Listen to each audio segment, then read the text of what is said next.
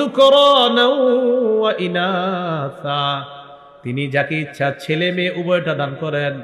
ওয়া ইয়াজআলু মান ইয়াশাউ আকীমা, তিনি যাকে ইচ্ছা ছেলেও দিবেন না মেয়েও দিবেন না, এই নারীকে বন্দা বানাবেন, এই ক্ষমতাও কার? তাহলে আল্লাহ বললেন তিনি যাকে ইচ্ছা কন্যা দেন, যাকে ইচ্ছা ছেলে দেন। বলেন তো আগে কার কথা বলছে, মেয়ে না ছেলে? মেয়ে। বলেন কার কথা বলছে আগে? আমাদের সমাজে অনেক মানুষ আছে মেয়ে হইলে চেহারাটা কালো হয়, রাগ হয়ে যায়, কপালটা কুচকায়, দূর এরকম আসেনি? আরে আছে, যে কোরআনেও তো আছে, সূরা নাহলের 58 নম্বর আয়াতে আল্লাহ বলেন ওয়াইযা বুশিরা আহাদুহুম বিল উনসা যাল্লা ওয়াজহুহু মুসওয়াদ্দান ওয়া হুয়া কাযীম।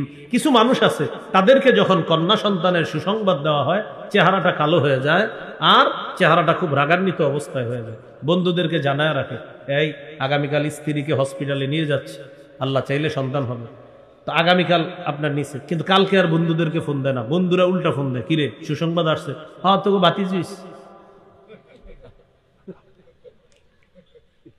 এর আগে খালি বলছে আল্লাহ চাইলে সন্তান হবে, যেদিন সন্তান হয়েছে আর কাউরে ফোন দেয় না, তো বন্ধুরাই ফোন দেয়। আপনি ফোন দিয়েছেন, আসসালামু আলাইকুম, কি অবস্থা, সুসংবাদ আসছে? হ্যাঁ বাতিজিস।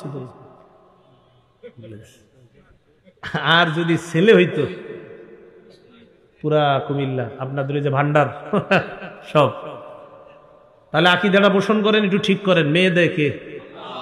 বলেন মেয়ে দেয় কে? আবার মেয়ে দেয় কে? মেয়ে দেয় কে? আকীদা ঠিক। ছেলে দেয় কে? ছেলে মেয়ে উভয়টা দেয় কে? ছেলেও হবে না মেয়েও হবে না, এই ক্ষমতা কার?